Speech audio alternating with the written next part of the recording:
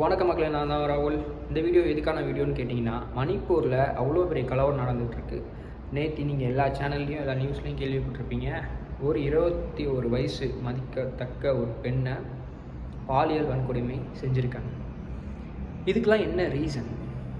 இதுக்கெல்லாம் பேக்கில் ஓடிக்கிட்டு இருக்கிறதுக்கு ஒரே ஒரு காரணம் தான், ரிசர்வேஷன். பிரச்சனை ஆரம்பித்தது அங்கே தான். ரிசர்வேஷன்னா என்ன? நம்ம கான்ஸ்டியூஷனில் ரிசர்வேஷனுக்கு என்ன சொல்லியிருக்காங்க?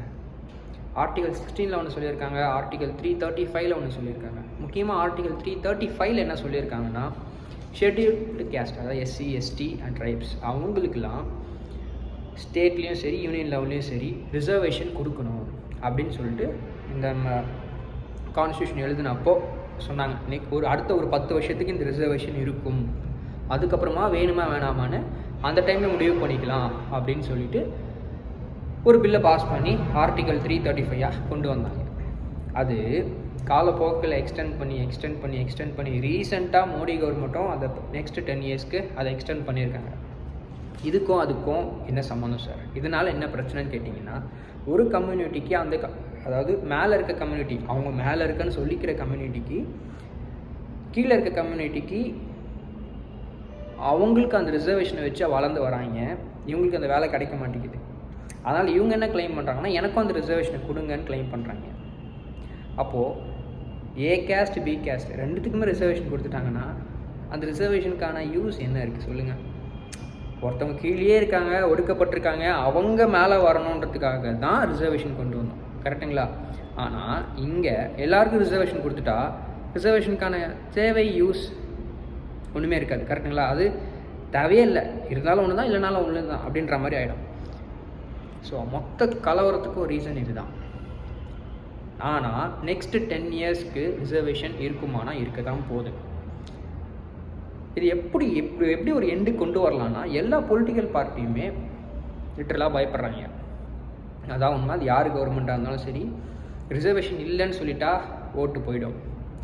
அதனால் எந்த கவர்மெண்ட் வந்தாலும் அது நெக்ஸ்ட் அப்படியே கண்டினியூ ஆகும். நெக்ஸ்ட் 10 இயர்ஸ் கண்டினியூ தான் சொல்லிக்கிட்டே இருக்காங்க. ஒரு அமெண்ட்மெண்ட் கொடுத்துக்கிட்டே இருக்காங்க அதுக்கு. ஆனால் இப்போ அதுக்கு நம்ம எப்படி ஃபுல் ஸ்டாப் வைக்கலாம் அப்படின்னா, இப்போ உட்காந்து அனலைஸ் பண்ணணும்.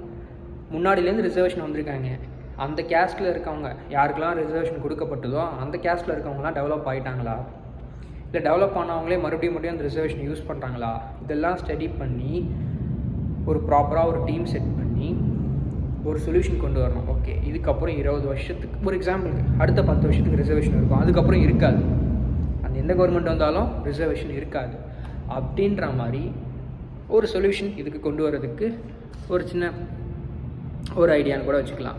எனக்கு தெரிஞ்ச வரைக்கும் இதை இப்படி முடிச்சிட்டோம் அப்படின்னா நிறைய பிரச்சனையும் வராமல் இருக்கும். நான் ரிசர்வேஷனுக்கு அகைன்ஸ்ட் ஆள் கிடையாது, அதுதான் நான் சொல்லுவேன். ஒரு டீம் முடிவு பண்ணணும். இல்லை அடுத்த 100 இயர்ஸ்க்கு ரிசர்வேஷன் தேவைன்னா ஃபிக்ஸ் பண்ணிடலாம். நெக்ஸ்ட் 100 இயர்க்கு ரிசர்வேஷன் உண்டு, அது யாரும் அமெண்ட்மெண்ட் பண்ண மாட்டாங்க, அது அப்படியே கண்டினியூ ஆகும் அப்படின்றத ஒரு டீம் டிசைட் பண்ணட்டும்.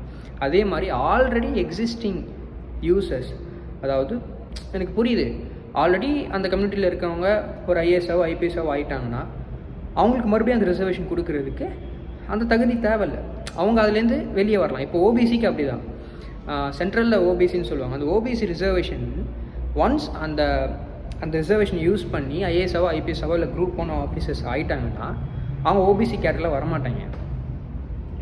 நெக்ஸ்ட் டைம் அவங்க ஜென்ரலில் தான் வருவாங்க.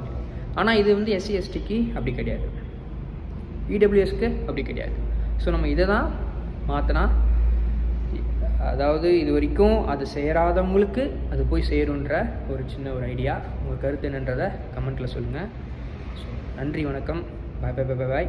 அதுக்கு முன்னாடி நம்மளோட எஸ்எஸ்சி, பேங்க்கு, சிபிஎஸ்சி டெஸ்ட்டு, நீட்டு, ஜேஇ டெஸ்ட் எல்லாத்துக்குமே நம்ம ஒரு அப்ளிகேஷன் லான்ச் பண்ணியிருக்கோம், ஒன் ஸ்டாப் சொல்யூஷன்.